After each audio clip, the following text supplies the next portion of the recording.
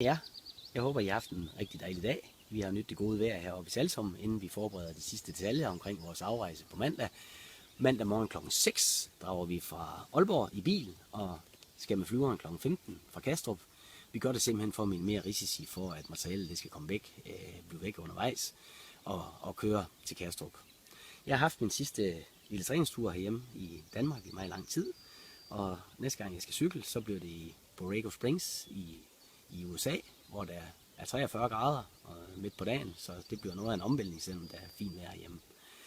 Det har været en lang, og nogen vil måske kalde det en sej kamp, og komme så langt, som vi er kommet nu.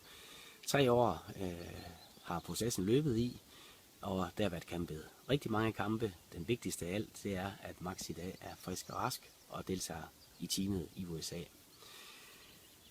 Jeg skylder en stor tak til de mennesker, der har båret det her. Det er ikke mindst det nuværende team.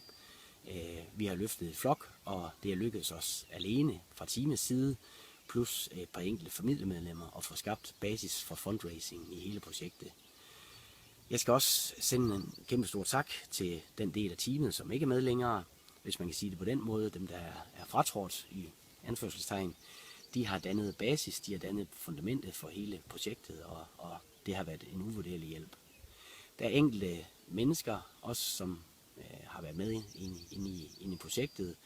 Med Stenstrup for eksempel, som har hvad skal man sige, lavet strategien for, hvordan markedsføringen skulle starte i hvert fald. Vi har så selv videreført den osv., og det har været en stor hjælp for os.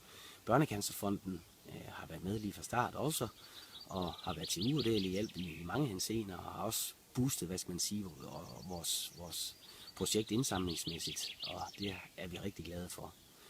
Principia HF Christiansen i Randers er den største aktør af dem, der har været med til at bære projektet også rent sponsoratmæssigt, og dem kan vi næsten ikke sige tak nok. Det gælder også konkurrencen med at samle penge ind til både vores eget projekt og Børnecancerfonden. Der var lige en myg. Jeg blev nødt til også at sige, at hende, der står og tager den her videofilm, det er Dorte, og hun skal altså have en lille speciel tak, fordi hendes skuldre har været ekstra brede, i og med at hun har været i nærheden af mig, som hun har været. Det har ikke altid været lige nemt, det er jeg sikker på. Mit mindset omkring afrejsen, omkring det, der nu skal ske, toppen af isbjerget. Nogen vil sige, at det første nu kampen den starter. Det synes vi ikke selv. Vi synes, at vi nu skal til at nyde frugterne af den her lange proces, af det her lange forløb. Og min mindset har ikke været, som det burde være på det seneste.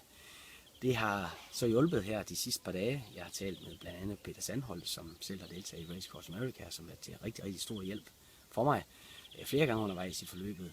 Og jeg har sådan kæmpet lidt med nogle ting, så nu tror jeg, at jeg er der, hvor jeg skal være, sådan at vores forberedelser de er optimale til det, der venter i USA. Det er klart, at et projekt af de her dimensioner, der er det rigtig vanskeligt at sige, hvordan det skal gå i USA. Jeg får meget, meget ofte stillet det spørgsmål, det har jeg fået i lang tid, om vi er klar til opgaven, og jeg kan kun sige, at det ved jeg ikke. Der er ingenting under de her forhold, der har kunne været afprøvet, inden vi tog afsted. Det er simpelthen så stort et omfang, vi snakker om. Der er så mange usikkerhedsfaktorer, der er momenter som mit immunforsvar, hvordan vil det reagere, hvordan vil min krop reagere på, at jeg ikke får søvn mere end måske 2-3 timer i døgnet, kan jeg indsætte den fornødne ernæring, jeg skal have, osv. Vejrforhold, 45 grader, som jeg nævnte før, er noget af det, vi skal kæmpe mod. Højdesyge, når vi skal over Rocky Mountains i over 3 km højde, osv. Der er rigtig mange usikkerhedsfaktorer, der spiller ind, men jeg kan i hvert fald sige, at vi er så forberedt, som vi overhovedet kan blive, og så kan vi ikke gøre det bedre. Det vigtigste af det hele, det er, at vi tror på lortet. Som de skarpe, de kan se, så er jeg iklædt en anden dragt, end den jeg plejer.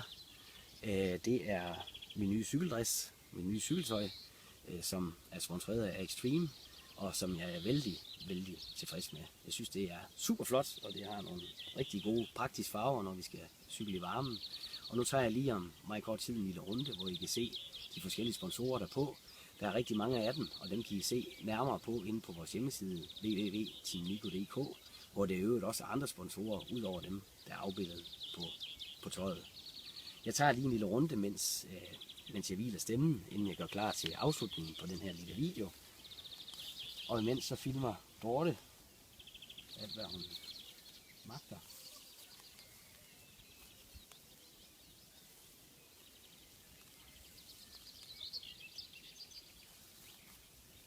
Som sagt, følg med på hjemmesiden, der står det hele.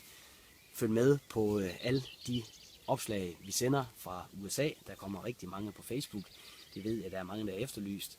Og der kommer også mulighed for at følge os under selve racet derovre.